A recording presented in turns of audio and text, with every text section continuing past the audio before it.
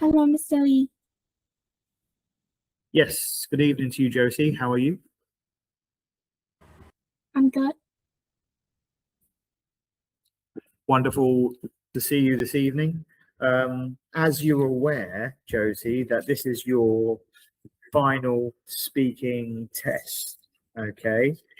Um, I'm going to ask you the familiar format. I'll give you questions for part 1, 2, and 3.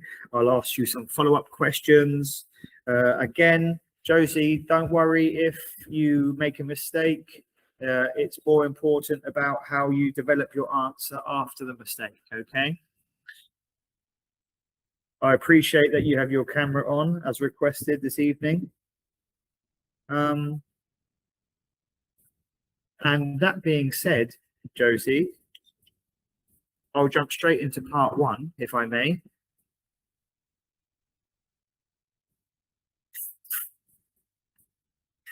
Okay then, Josie, so part 1.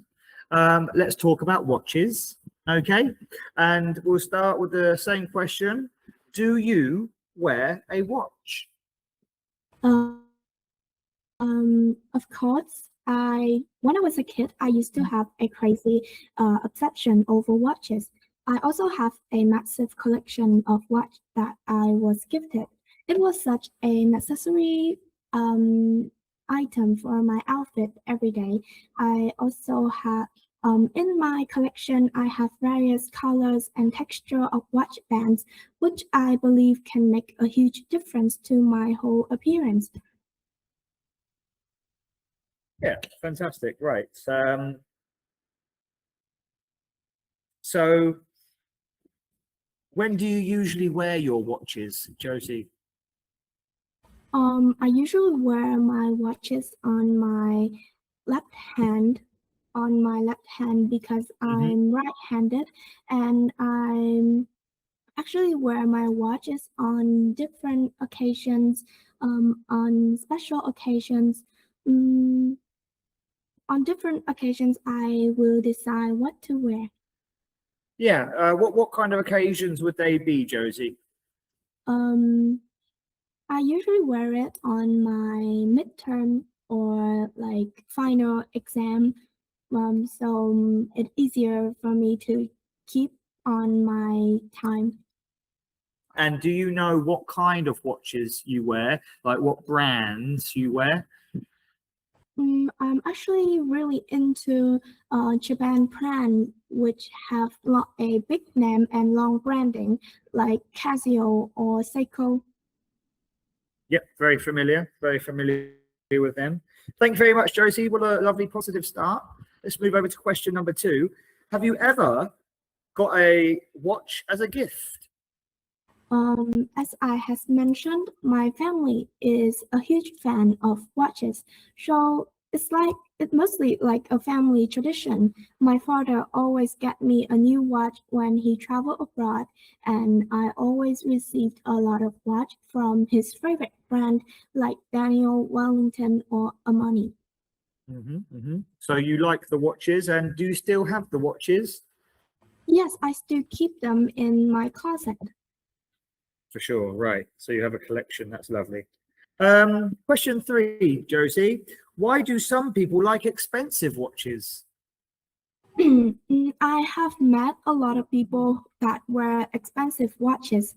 I heard the purpose of most of them is that they want those exclusive items to remind themselves that their time is worthy and more valuable.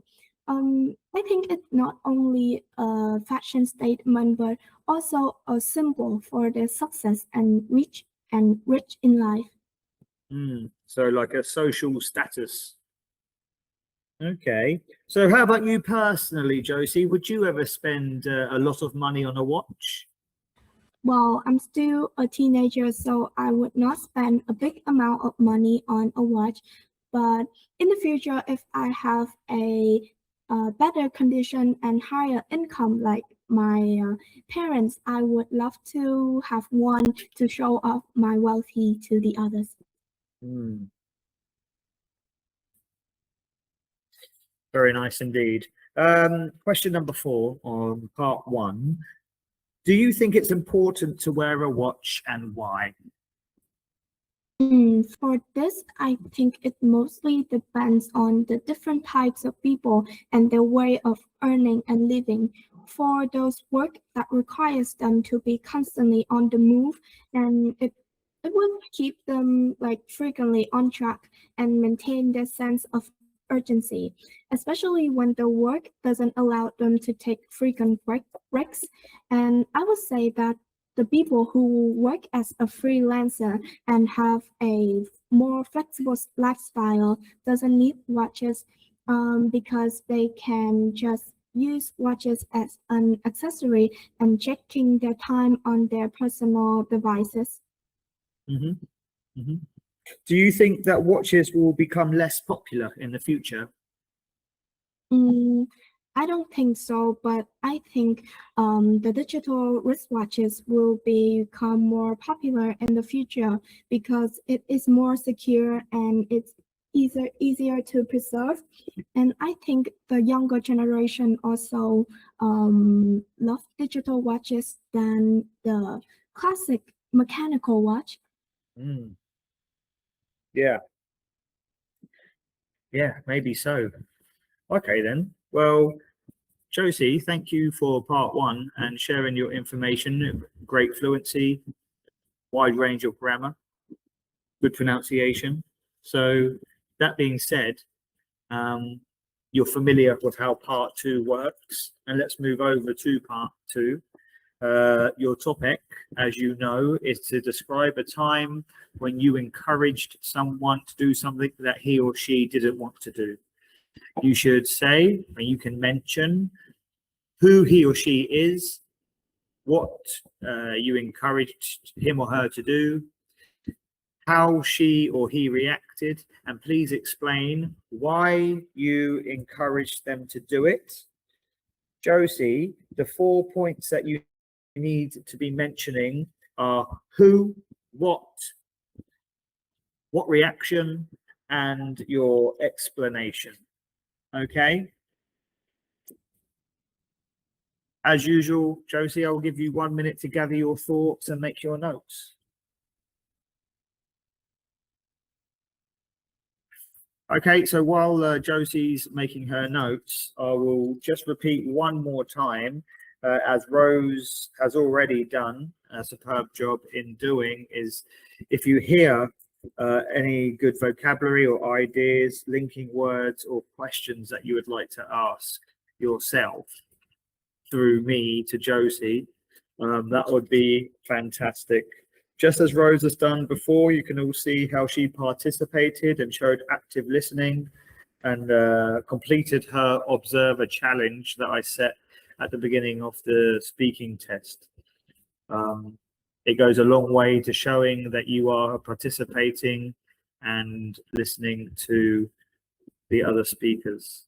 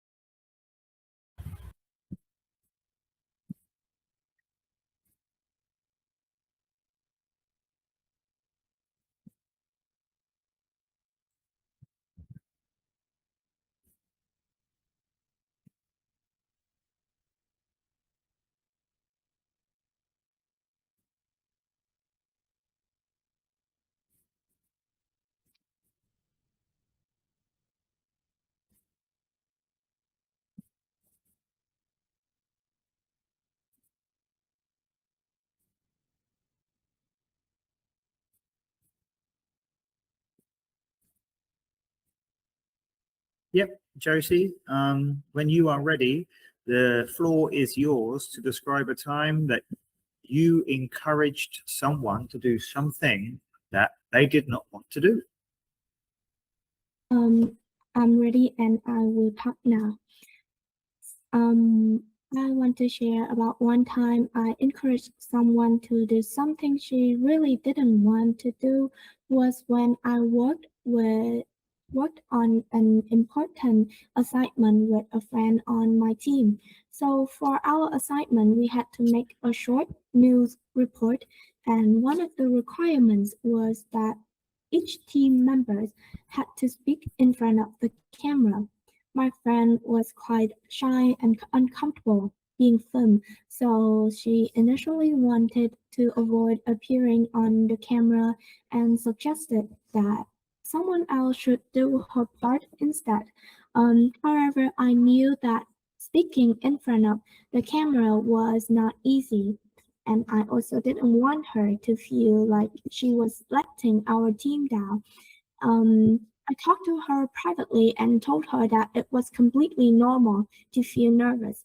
I suggested that we should practice together several times before recording, and I also told her that she didn't have to be perfect, and that we could retake the scenes anytime she wanted, and if she made a mistake, at first, she was still nervous and a little shaky, but after a few practicing, she became more confident and she has agreed to do the interview in front of the camera. And also, she has managed to finish her part like successfully. I was really happy for her because faced something she had faced something she was afraid of instead of avoiding it. And it also taught me a lot that sometimes encouraging someone doesn't mean that we have to forcing them or criticizing them. It means that we need to have give them enough space and support to take that step into doing it. Yeah, so it doesn't always have to be a negative to encourage someone to do something they don't want to do. It can also be a positive, right? Yeah, yeah, some really good points there, Josie. Thank you very much. Correct that it doesn't always have to be a negative. You can turn a negative into a positive by some friendly encouragement, which is fantastic stuff. Josie, let's move over to part 3, which there'll be 4 follow-up questions in regards to part 2. And the first question for you, Josie, is should children do anything their parents ask? I think it really depends. Honestly, I think growing up, children should have the right to figure out what is best for them and what they want to do in life. Um, of course, I believe that parents is the one who have better life experience. So children should take their parents' advice seriously. However, blindly following those parents' instruction may prevent them from become independent and think for themselves. So I think there should be a balance between respecting the parents' opinion and option and think for themselves more. Do you think parents should explain their decisions to their children? Of course, I think every advice that parents give should be explained carefully and clearly for their children, and they should also provide their children the consequences if they follow their parents' guidance or instruction. Yeah, totally. How can leaders encourage their employees? I think a good leaders should provide their employees no, encourage their employees in both financial and emotional way. In terms of material support, they should offer their employees like extra day off or or salary increases when they recognize the employee's achievement. Moreover, I think emotional support is also very important.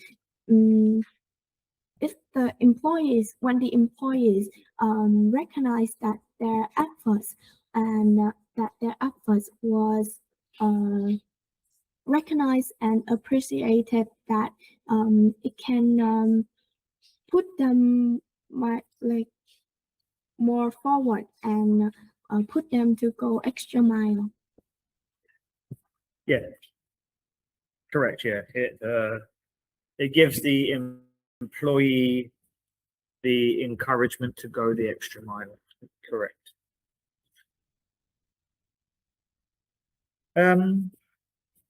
Could you give me an example of how the employer could push the employee to go the extra mile?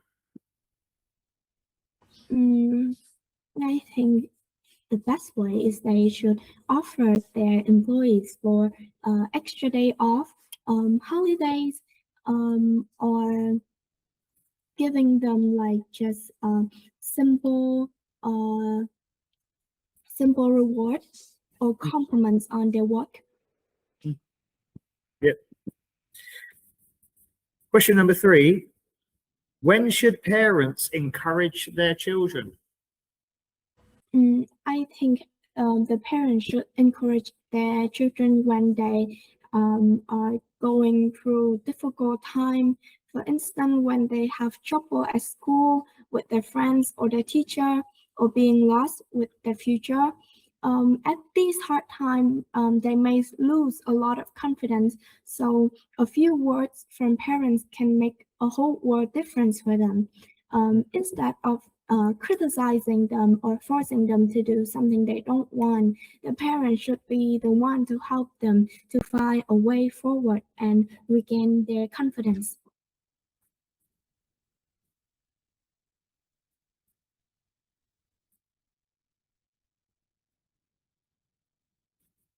Last question today, Josie. What kind of encouragement should parents give? I think parents should give mainly about life and behavior. Since parents have better life experience, they should tell and guide their kids how to deal with difficulties and treat the others better. Um, they also should teach their child how to make responsible decisions. And one of the most important thing I believe is they shouldn't impose their own views on their child and letting them make their own choices.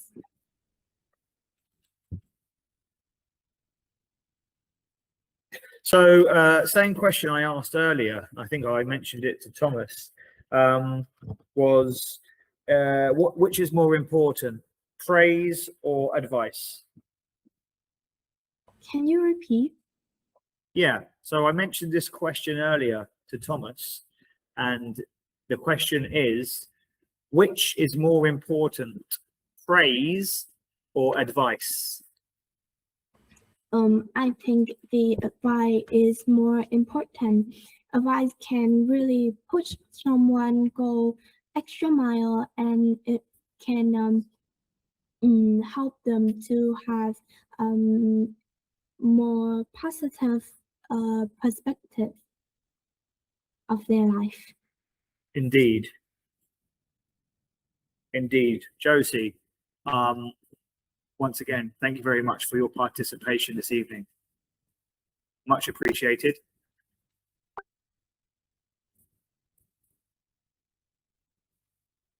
Yeah, thank you to Josie. And I just want to quickly have a little look at what I can see here in the Observer Challenge again from Rose, which is incredible.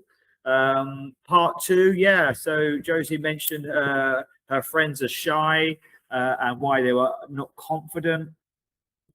Correct, indeed. Friend, she does not have to. Yeah, she doesn't have to be perfect. As Josie mentions, you know, there's beauty in the imperfect, isn't there? not everything has to be perfect. Just because society may come across that way, that everything must be perfect and correct all the time, sometimes that isn't the case. I've been through many occasions myself where, you know, it's not been perfect, but that makes it brilliant, you know. So well done, Rose, for capturing that. Let children make their own choice. Yeah, for sure. Children will make their own choices. They'll make their own mistakes, and most importantly, they will learn from that. Indeed. So I see here again. I'm very grateful for you using the chat box, and it says here, yeah, exclusive items. Figure out things by yourself. Financial and emotional support